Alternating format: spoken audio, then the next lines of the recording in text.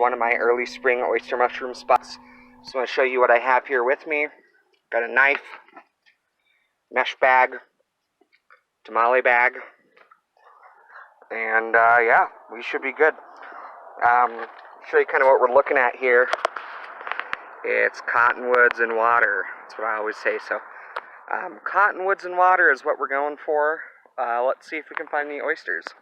Alright, so kind of what I like to do when I'm looking for oyster mushrooms is find a stand of cottonwood trees that's fairly low lying near some water.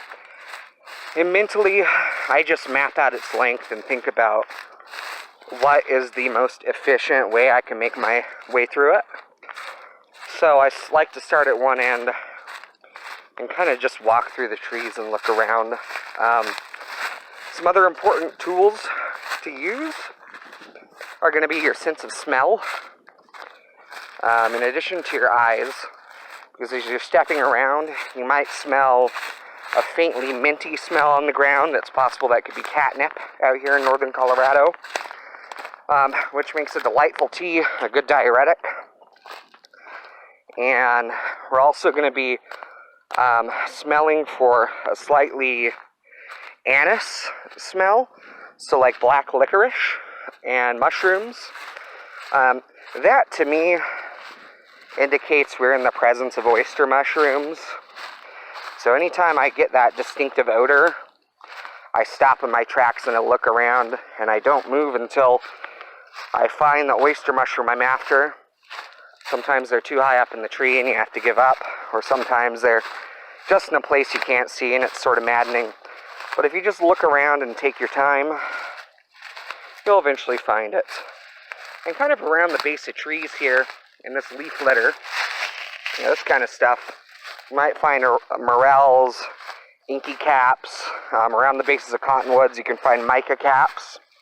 I'm sparing you my Latin. So as we're going out here, you can see it's a beautiful day, right by the edge of the lake.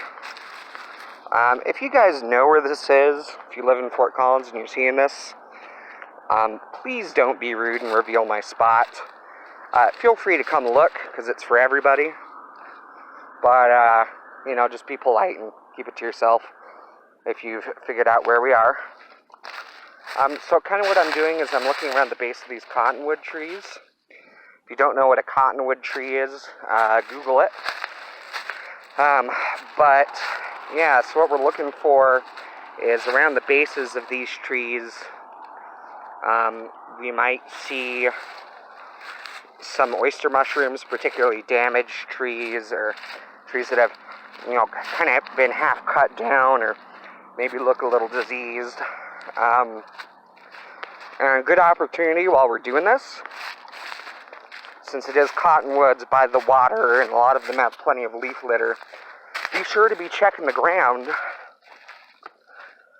for morels, as they can show up the same places this time of year. Some yellow morels, or blonde morels.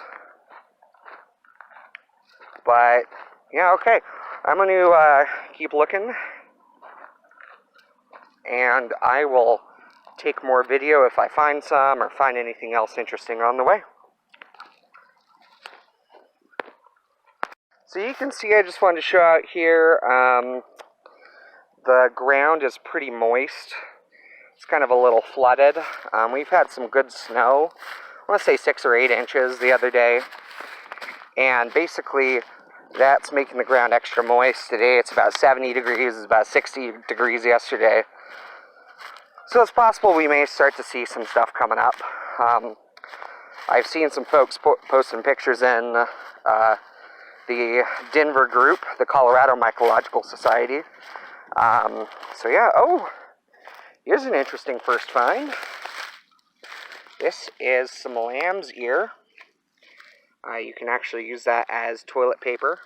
I believe it's called mullein as well. So yeah, that's a good find. Alright guys, well here I am at the edge of another pond. Just missed a turtle hopping in the water, that was cool. But I'm going to give you an idea of what I'm looking at here. So this time of year I try to find kind of sunny spots where I've seen oysters come up before. So these dead stumps here, I found some on last year. Looks like they're not producing yet, so I'll come back to this spot. And these ones are looking clear. So these are old cottonwood stumps. Hey, now look at that. So we have found our first bit of oyster mushrooms for the year.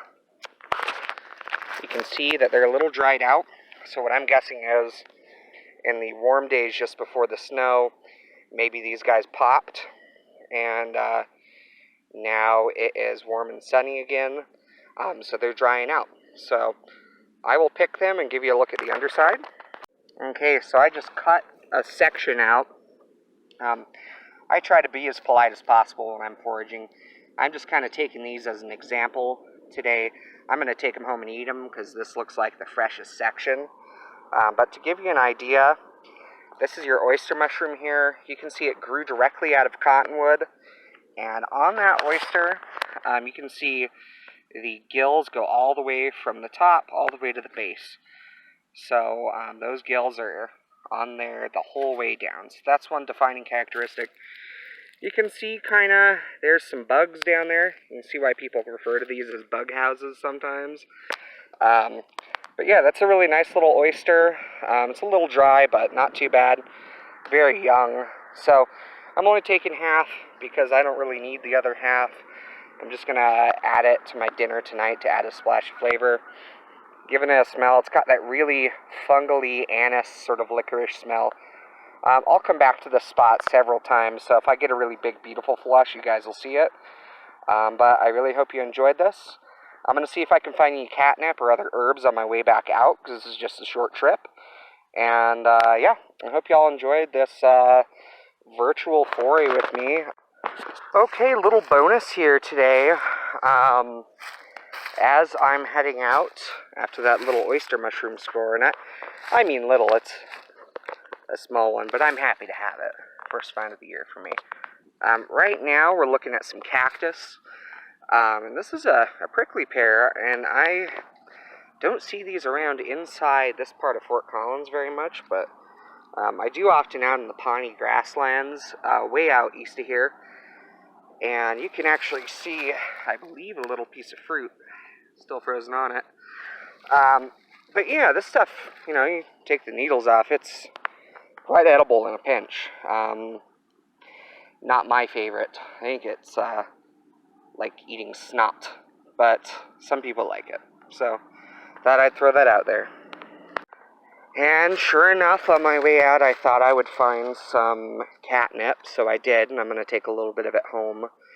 My wife is learning about medicinal herbs right now, so it might be kind of fun to share these with her, because she has a Medicinal Herbs of the Rocky Mountains book she just picked up, or I got it to her as a gift.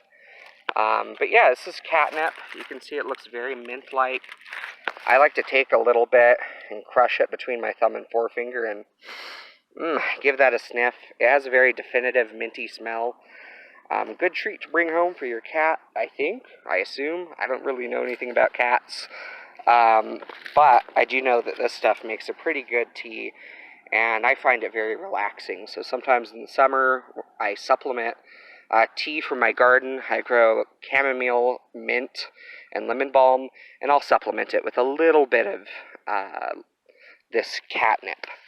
It is very tasty.